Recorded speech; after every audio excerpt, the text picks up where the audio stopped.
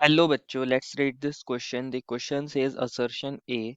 In BCC arrangement, the coordination number is 8 and reason R is in BCC arrangement atoms occupy cubic voids.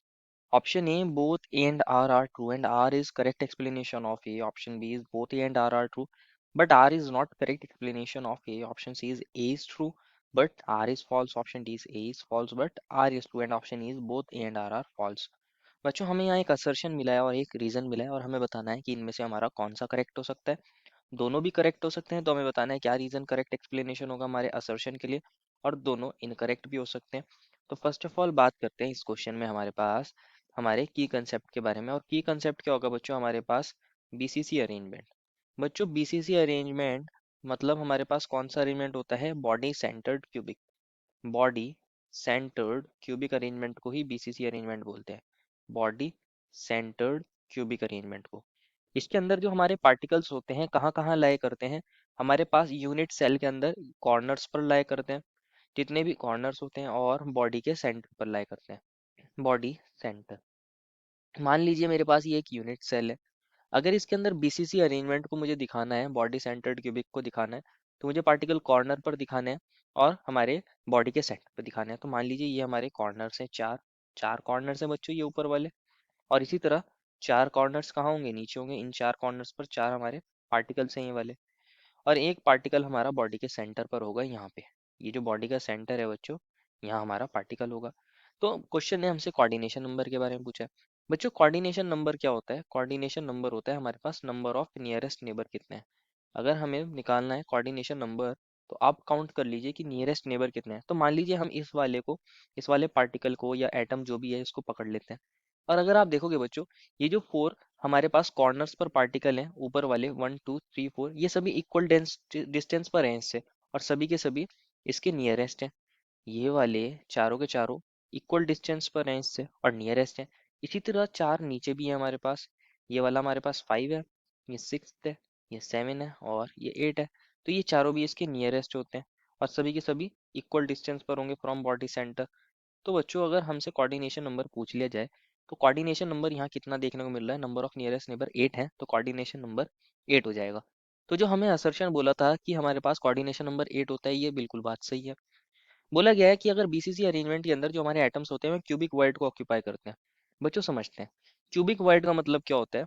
Cubic void का मतलब हमारे पास जो structural arrangement होता है वो cubic होता है। अगर हमारे पास किसी एटम के कोरिस्पॉन्डिंग स्ट्रक्चरल अरेंजमेंट कैसा हो क्यूबिक हो तो वहाँ हमारे पास जो वॉइड क्रिएट होगी उसी को तो क्या बोलेंगे बच्चों हम हमारे पास क्यूबिक वॉइड। अब क्यूबिक से क्या मतलब है। क्यूबिक से मतलब ये होता है कि मान लीजिए हमारे पास चार यहाँ एटम्स हैं। ये चार एटम्स हैं ये वाले चार एटम्स और यहाँ पे अगर आप देखोगे बीच में एक वॉइड क्रिएट हो रही है। बीच में ये एक वॉइड क्रिएट हो रही है क्या है बच्चों ये एक वॉइड क्रिएट हो रही है। अगर हम चार पार्टिकल्स या चार एटम्स इन्हीं एटम्स के ऊपर रख देंगे तो बच्चों एक एटम के ऊपर हमने मान लीजिए एक और एटम रख दिया है फिर से। इसी तरह इस वाले एटम के ऊपर भी एक और एटम रख दिया है इस वाले एटम के ऊपर भी एक और एटम रख दिया है इसके ऊपर भी एक और एटम रख दिया।